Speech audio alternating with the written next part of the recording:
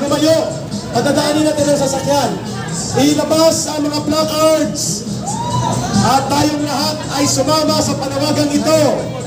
Ang punong kriminal, ang punong salarin, walang iba kundi si Marcos at si Romualdez.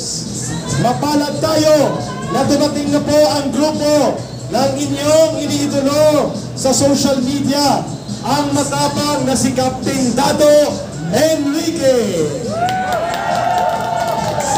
Nandito na rin po ang Muslim and Christian Alliance of the Philippines. Nandito rin po ang grupo ng Marcos Alis Jan at ang Bangon Sambayanan at ang Sumba Ladies ng Quezon City. At maya-maya po ay makakasama natin si City Councilor, ang tatay ng Quezon City, Tatay Rane Lodovica. Ayan. Kap, ready ka na ba sa pangbukas na mensaheng ito? Sige. Mga kababayan, atensyon, ibalik at ilabas ang ating mga placards. Nag-request tayo kina Sir, kina General Agradante, kung pwede bigyan tayo ng konting espasyo. Forward po tayo ng konti. Forward! Konti lang, konti. Yan, konti lang, konti. Yan. Para padaanin natin ang sasakyan, hindi para harangin. Forward ng konti. Ilabas ang mga placard. Tita, Tess Belus, magpasilong ka muna kay mainit. Okay, bigay ko na. Kay Tatay Rani, ang tatay ng Quezon City at ng mamamayang Pilipino, para sa pagbigay ng mensahe ng panawagan. Ilabas po ang mga placards para alam nila na hindi lang korupsyon, hindi lamang pandarambong ang tinututulan natin, kundi pati ang pagka-kriminal at utak sa pandarambong ni Marcos at Romualdez. Palakpakan natin si Tatay Rane. Alam ko po, napakainit na sitwasyon po natin ngayon. Pero ito hong kaharap ninyo, ito po ang biktima. Biktima ng korupsyon, biktima ng pagpahirap, at biktima ng nakawan na nangyayari sa ating gobyerno. Mga ordinaryong tao po ito. Ito po ay kusang loob, kusang gastos nila, walang nagpopondo po dito. Ito ang tunay na sumisigaw na tama na, sobra na ang korupsyon ng ating gobyerno. Mula sa pool pa lang po, binigyan natin ng pagkakataon ang ating presidente na magbago.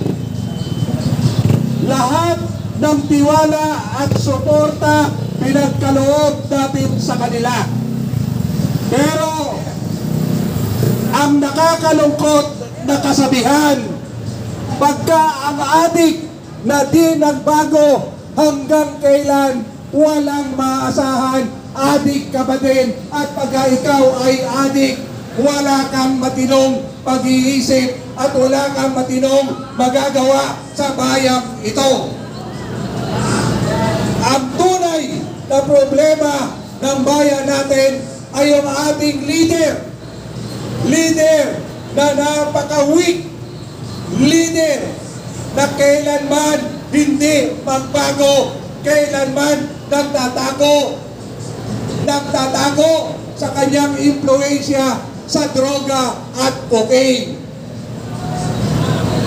Ang grupong ito, biktima ng kapabayaan ng gobyerno.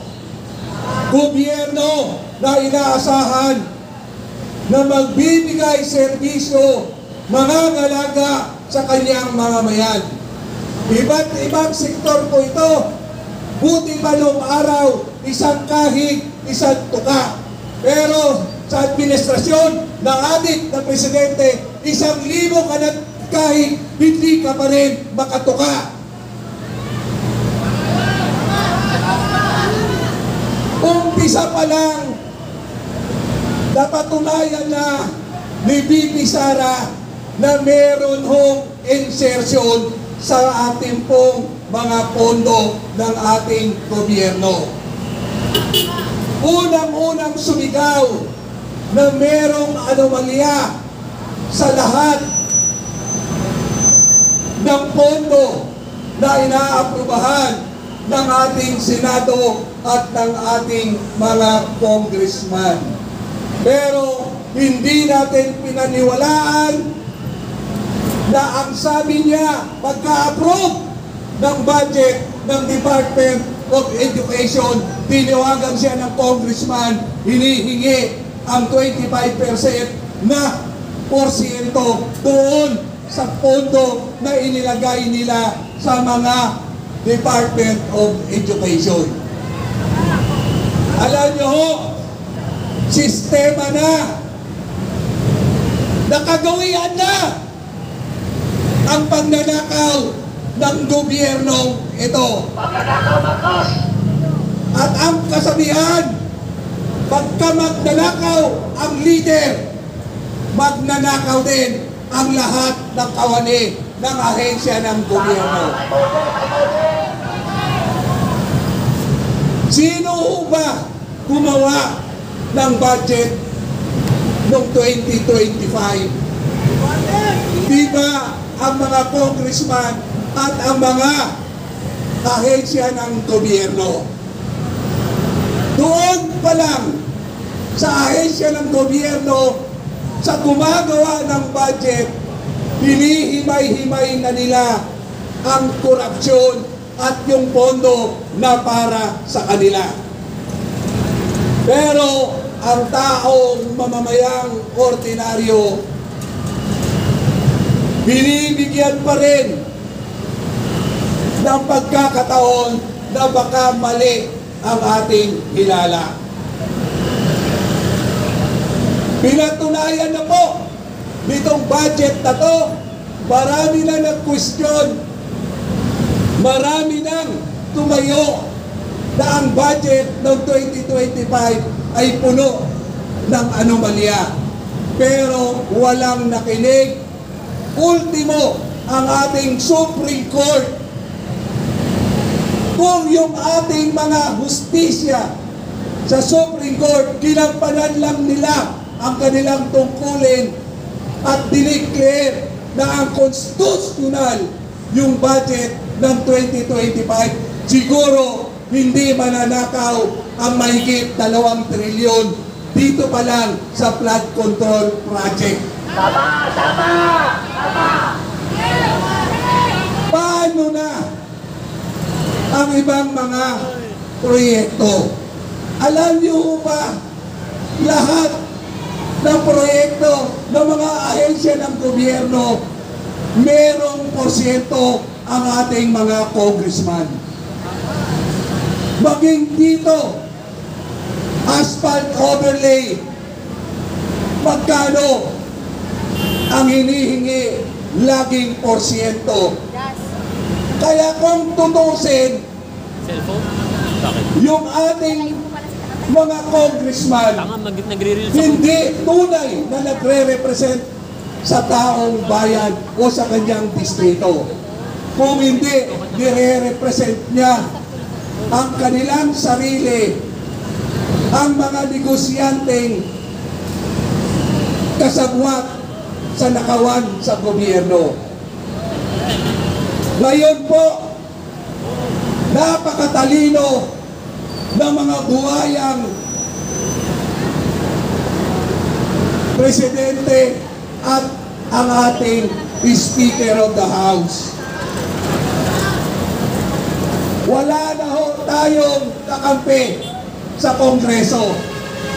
Ultimo, yung tinatawag natin, ang ganda ng layunin ng saligang batas na binigyan na tinatawag natin yung mga party list sectoral representative, yung mga tinatawag natin minority sector. Pero ano ang ginagawa ng mga party list na to? Sila ay kasabuan din ng mga buhaya sa gobyerno. Kaya ang kasabihan, Pagka ang presidente magnanakaw, lahat ng ahensya ng gobyerno magnanakaw din. Ano pa ba ang kailangan natin patunayan? Yung Maharlika Fund na lang, 500 billion ang sinabi nila. Ito ay gagamitin para tumaas ang ekonomiya at magbigay ng maraming trabaho sa mga ordinaryong mamamayan. Ilang taon na nakalipas, may balita ba tayo kung ano ang nangyari sa Maharlika Fund na yan?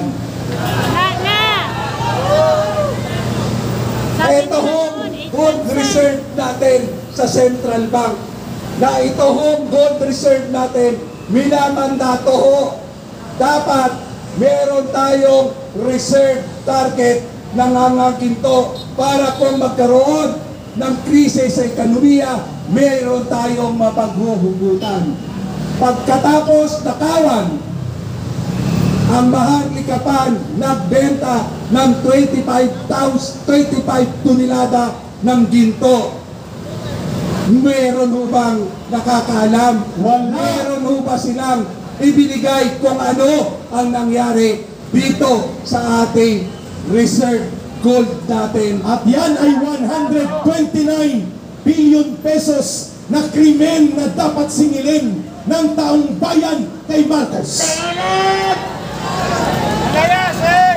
Etong si Secretary Recto, wala nang ginawa kung hindi silipin kung saan may pera ang ahensya ng gobyerno, at yung pera ng gobyernong yan nilalagay nila. Maninilip na, mangungulimbat pa itong gobyernong Marcos na ito. Yung PhilHealth natin, 89 billion. Yung PhilHealth na dapat ang mga nagkakasakit hindi na mangamba sa kanilang babayaran dahil dapat sagot na ng ating gobyerno.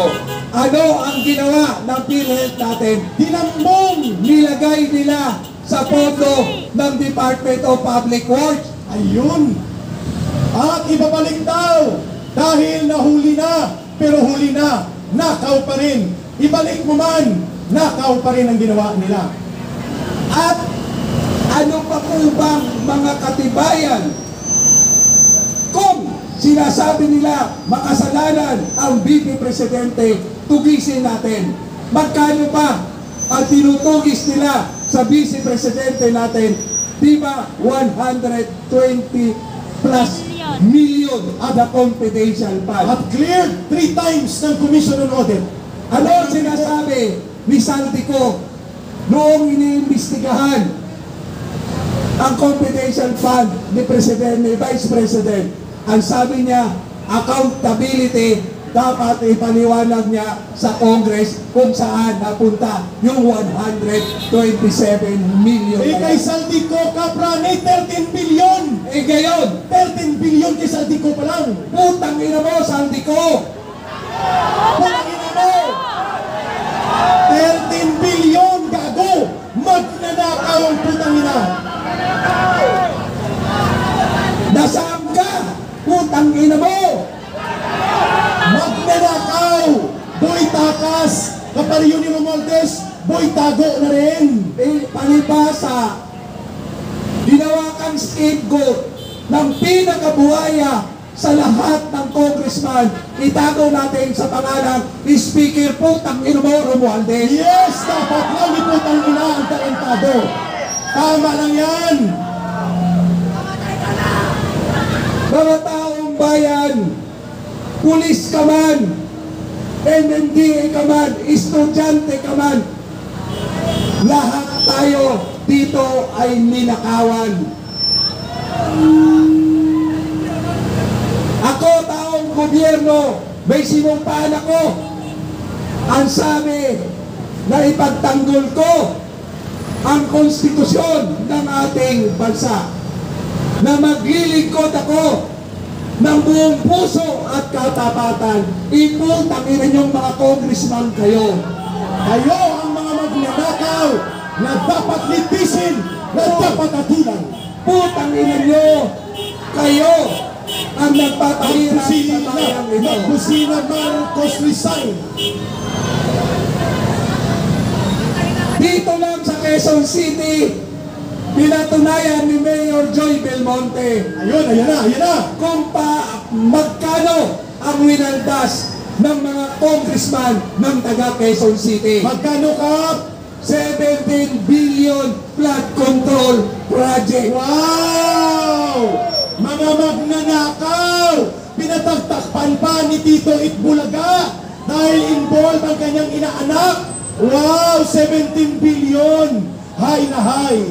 Putang ng mga magnanakaw na to, nagnakaw na nga ng bilyon-bilyon, gusto pa pasalamatan at palakpakan. Putang ina nyo, ang makamukha nyo. Yan, nakalutong! Napakalutong na mura mula sa taong bayan yun. Taong bayan, kayong mga nanunood dyan, ano pang katibayan ang hinihintay nyo para makiisa kayo, para isagipin natin ang kinabukasan ng bayang ito at para sa susunod na henerasyon. Correct! Walang laban sa korupsyon kung walang tinutumbok na guilty. Hindi kompleto ang panawagan. Natutulan lang ang korupsyon at kung dinahin ang paderambong, kung hindi tutumbukin na ang salaring punong kriminal, walang iba, si Marcos at si Romualdez. Yun ang dapat. Ano ang panawagan ng mga party list nagsabi makabayan? Huwag daw panagutin, huwag daw mag-resign si Marcos dahil ang makikinabang daw si VP Sara. Mga tarantado sila. Mga putang ina nyo, Mga komunista ang traidor. mga komunista ang party list kayo. Lilitsunin sila ng taong bayan. Darating yan. Putang ina nyo, 30% ang hinihingi nyo. Saan nyo tinadala ang 30%? Ayun. Kung hindi, putang ina, ipinanglalaban nyo sa gobyerno. CPP, NPA, NDF na sapat ni Marcos at ni Romualdez. CPP, NPA, NDF na sapat ni Marcos at ni Romualdez. Palayasin sila lahat! Sino ang nagsasabi? Tayong mga ordinaryong mamamayan ngayon. Tama! Sino ang nakikilabang? Divide and conquer, ang sabi nga. Dinidivide tayo. Hanggang ngayon, dapat talaga i-dissolve natin ang Congress na yan. Abolish Congress! Abolish dapat ang Congress. Abolish Ang mayroong tao sa Congress na yan. Abolish! Kung saan sila nakikinabang, yun ang kinakampihan nila. Mga sanay! Nasaan na ang makatao nyo? Nasaan na ang makabayan nyo? Buti na lang yung kita kong kasama selfies sa cellphone na lang. Pero putang ina itong mga ito, selfies sa lahat ng bagay. Papayagan pa ba natin na tayo ay gagahasain ng mga congressman ito, yung mga party list na ito? Hindi na! Hindi na! Hindi na! Ayan! Nakakalungkot, ginagamit ang kabataan, ginagamit ang mga estudyante, binubulag sa kanilang pampersonal na pakikanabangan. Pero may mga kabataan din na nandito sa atin.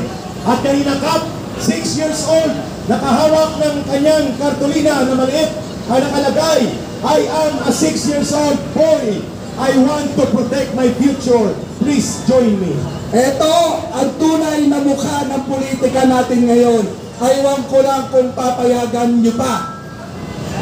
Lahat nasusuhulan ng pamilyang Marcos at magpinsang Romualdez. Correct! Tama! Binubuhay ni nila. Yung mga dating makakaliwa, nagsama-sama na. Ang mga dilawan, nagsama-sama na. Ang mga pinsihan. At pati ang komunista, kasama na rin nila para lamang mapigilan ang tamang panggugulo. Binabayaran nila. Pera-pera na lang ba kayo, mga putang ina nyo? Ayun! Maawa kayo sa mga Pilipino. Nakakalungkot yung mga nakakaangat sa buhay at pinag-aaralan, nagpapagamit sa mga magnanakaw na Sayang ang opisyal ng edukasyon gobyerno. nyo. Mga magnanakaw at mandarambong na dapat Napihat natin yung ang bayan. magnanakaw. Di bali kayo, di bali ka, meron kang inaasahang may suporta sa'yo galing sa korap na administrasyong ito. Maya kayo. Tama! Eh paano ba ang mga ordinaryong taong bayan na walang inaasahan kung dapat suporta, obligasyon ng gobyerno, tulungan ang taong bayan, bigyan ng trabaho, bigyan ng mga kahit, bigyan ng tahanan. Tama. Kaya ang panawagan natin, Tatay Rani, habang ikaw ay nagpapatuloy, dadagundong ang tamang paniningil. Marcos resign! Marcos resign! Marcos resign! Marcos resign! Marcos resign! Marcos resign! Ako po ay titigil. Ako ay titigil sa pagsigaw ng Marcos resign kung ikaw ay magpapadrug test. Correct! Magandang panawagan! Magpa-drug test ng Policol! Kami nga sa City Hall bukas, mga konsihal, idadagtes kami taon-taon para patunayan na kami mismo ay hindi adik. Yun! Hindi natin deserve na adiktos ang presidente! Itong mga taga-DPOS, lahat ng mga taga-traffic management, kailan lang nagkaroon ng drug test sa kanila. Tama!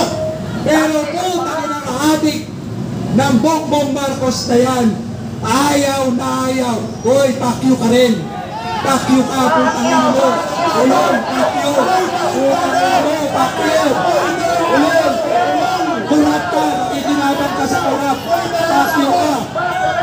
Putangin mo. Ulong, Magnanakaw ka. putangin mo, kamag-anak mo siguro, kontraktor. Kontraktor. O nakinabang ka sa congressman mo. Putangin mo. Gago ka. Yun ba ang mga panawagan ni Marcos? Puta ni Lisa Marcos! Guys, tinay ka na nga. Wala ka pa rin, manir. Nag-13 linger pa siya! Magnanakaw ang kinakampihan nyo. Magnanakaw ang Ayaw ko. Magnanakaw! magnanakaw. Ang ina! Si Marcos na magnanakaw! Mga pinglawan! Ayan! Ayan mo. Marcos resign! Mas malakas! Ayan. Marcos resign! Marcos resign! Marcos resign! Ayaw nyo ha? Alam nyo, Ayaw nyo! Ito! yan ang ugali. Marcos resign! Go, go, go, go! Marcos resign. Marcos resign. Gusto nyo Marcos resign. Alam nyo ba? Marcos resign! Alam nyo ha? Ayaw nyo ha? Yan ang ugali Gusto nyo ng talaga? taong nakinabang sa pera ng gobyerno. Takot sila ang mga lahat at nakinabang. Kaya tayong tinangaan ng mga magnanakaw na to, tayo ang magsasakripisyo.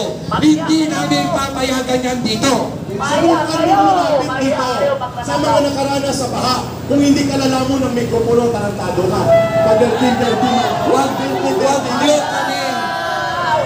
Huwag nyo kaming kakantiin.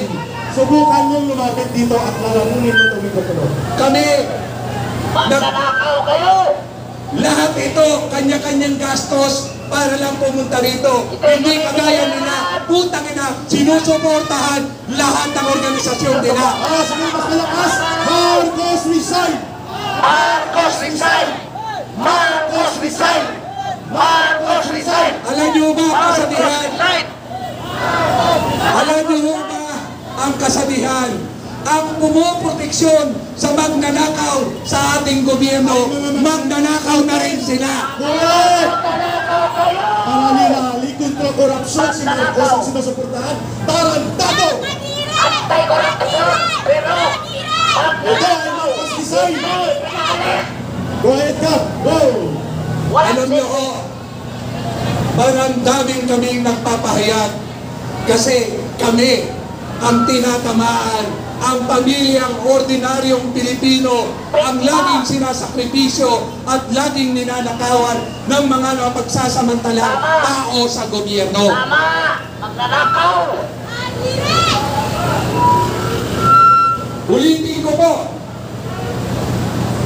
kung tutusin, pwede ako hindi na tumayo dito.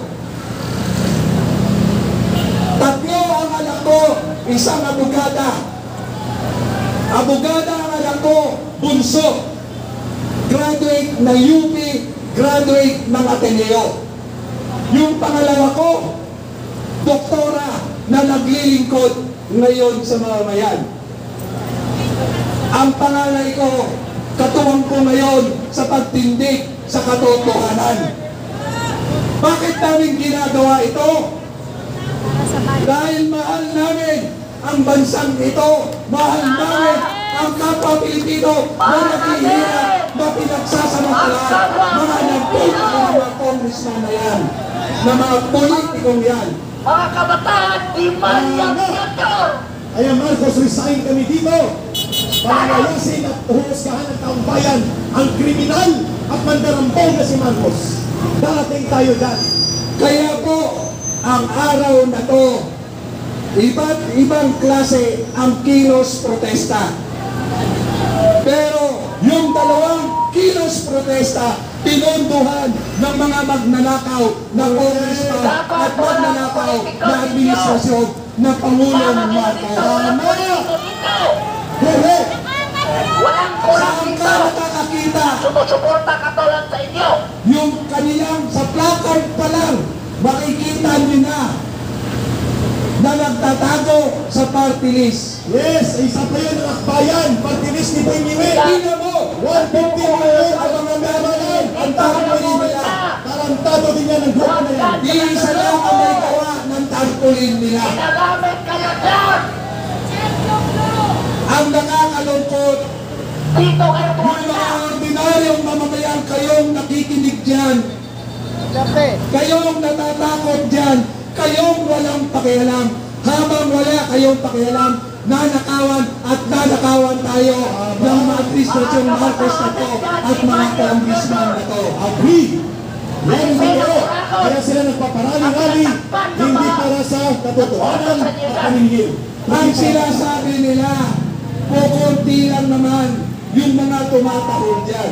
O putang ina nyo, kukunti kami, pero may kanyanindigan kami. Kami ay nilalaban namin ang ating mga susunod na henerasyon at ating bansang ito. Dahil walang ibang kriminal sa pandarambong kundi si Marcos at si Romualdez. Marcos resign! Pagpayari na katulad. Marcos resign! Alam nyo, lahat nababayaran. Nasaan ang mga mainstream media? Saan? Nasaan ang mga mainstream media? Lahat nabayaran, lahat binili na ni Tambalos yung putang ng pinakawalang congressman. Marcos Romualdez, sabi ko, magnanakaw. Ayan, kitang Tama po yan, Tay. Very good. Tama yan tayo, tama! Mahal namin kayong, Sir, dilid na lang ako. mahal namin kayong mga kapulisan. Iginagalang namin kayong mga kapulisan. Ang laki ng paggalang namin sa inyong uniforme at sa lahat ng mga empleyado ng gobyerno dito. Maraming salamat at nandiyan kayo. Ginagalang namin kayong lahat. Pero Mabuhay ang diktator na alam ko po na nararamdaman nyo rin ang krisis sa bawat pamilya nyo. Ay, pinaglalaban namin dito yung ninakaw. Oo, magnanakaw sila. Alam ko rin Magnanakaw sila. na kayo Taga-ano din po kayo, ate. nangangamba rin Kami masaya sa araw-araw na kinakain pamilya Kaya dapat ninyo. Marcos resign talaga. Lahat sila Mga kababayan ko, tayo pinapahirapan yung mga sana kababayan po, natin. Oo nga. tapusin na Sila siguro natin. bayaran yun sa Tapusin na! Kaya namin bumili ng Lalo kayo nasa silid. Kayo ang nakikiramdam dyan. Tapusin na natin. Kumilos na tayo. Sabay-sabay na. Tama na ang pahirap sa mamamayan ng ating na presidente ito. Ang panawagan ng taong bayan ngayon, Marcos resign! Marcos resign! Sabay-sabay! Sabay-sabay! Mas malakas! Marcos resign! Marcos resign! Marcos Mga resign! kababayan, Marcos resign! nandito po kasama natin si Governor Ang tao, Chapin ang bayan, Singson. ngayon ay lumalaban! Ang tao, ang bayan, ngayon ay lumalaban! Ang tao, ang bayan, ngayon ay lumalaban! Ang tao, Ang bayan, ngayon ay lumalaban! Ang tao, ang bayan, ngayon ay direct, lumalaban! nandito sa atin ngayon si Governor Chapin Singson Maya-maya po, makakasama para natin sa isiwalat niya ang mga kabalastugan ni Bongbong. Inayahan ko po. Lumabas kayo sa comfort zone ninyo. Pumunta kayo sa EDSA! Lumabas po kayo sa mga masasarap ninyong lugar.